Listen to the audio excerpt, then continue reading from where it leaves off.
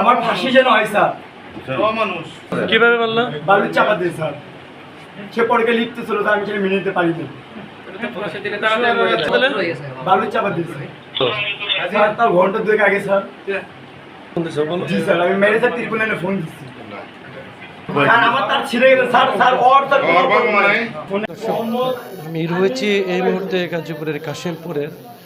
আজকের যে বিষয়টা একটু মর্মান্তিক একটি বিষয়, সেটি হচ্ছে স্বামী স্ত্রীকে বালিশ চাপা দিয়ে হত্যা করার পর 999 ফোন দিয়ে পুলিশ এনেছেন। দর্শক, আমি যদি একটু দেখাই যে এই মুহূর্তে যে যে স্বামীটি তাকে মানে বালিশ চাপা দিয়ে মেরেছে, তার যে অবস্থা সেটাতে 2 বছরের একটি বাচ্চা এবং 2 মাসের একটি বাচ্চা কিন্তু রয়েছে এই মহিলাটির, যাকে মেরে ফেলা হয়েছে। আমি কথা বলেছিলাম যে কেন মারা হলো, তিনি আমাকে বলেছিলেন যে পরকীয়া।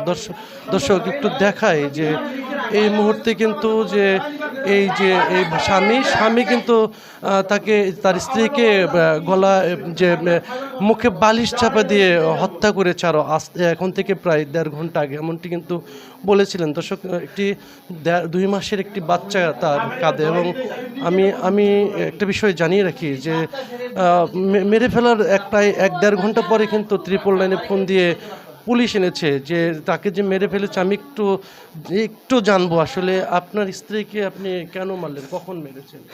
স্যার, তার কোনো দোষ নেই, সে একটি ভালো মানুষ ছিল, আমি তাকে মেরে ফেলছি। তার মরদ দেয় আমি, তার মরদ দেয় কেউ নয়। দর্শক, অত্যন্ত কষ্টের যে একটি বিষয়, তিনি বলেছিলেন যে তাকে তার স্ত্রীকে সে মেরে ফেলেছে এবং আর কোনো কেউ দোষ নেই, এমনটি কিন্তু বলেছিলেন। তবে 2 বছর এবং 2 মাসের যে 2টি শিশু রয়েছে, শিশুটুগুলো দেখেছিলাম যে তার মৃত মায়ের পাশে বসে তাকে মা করে ডেকেছিলেন এবং কান্না করেছিলেন, এমনটি কিন্তু আমরা দেখেছিলাম। তবে এই মর্মান্তিক ঘটনায় আমরা থানা পুলিশের সাথে কথা বলেছিলাম। তারা কিন্তু আমাদেরকে জানিয়েছেন যে গভীর অথবা অন্য কোনো যদি বিষয় থাকে তাহলে তারা তদন্ত করে তারা পরবর্তীতে আইনগত যে ব্যবস্থা, সেই আইনগত ব্যবস্থা কিন্তু তারা নেবেন। এই ছিল আমার কাছে কাশিমপুর থেকে যে স্বামী কর্তৃক যে গলা বালিশ চেপে যে হত্যাকাণ্ডের শেষ তথ্য।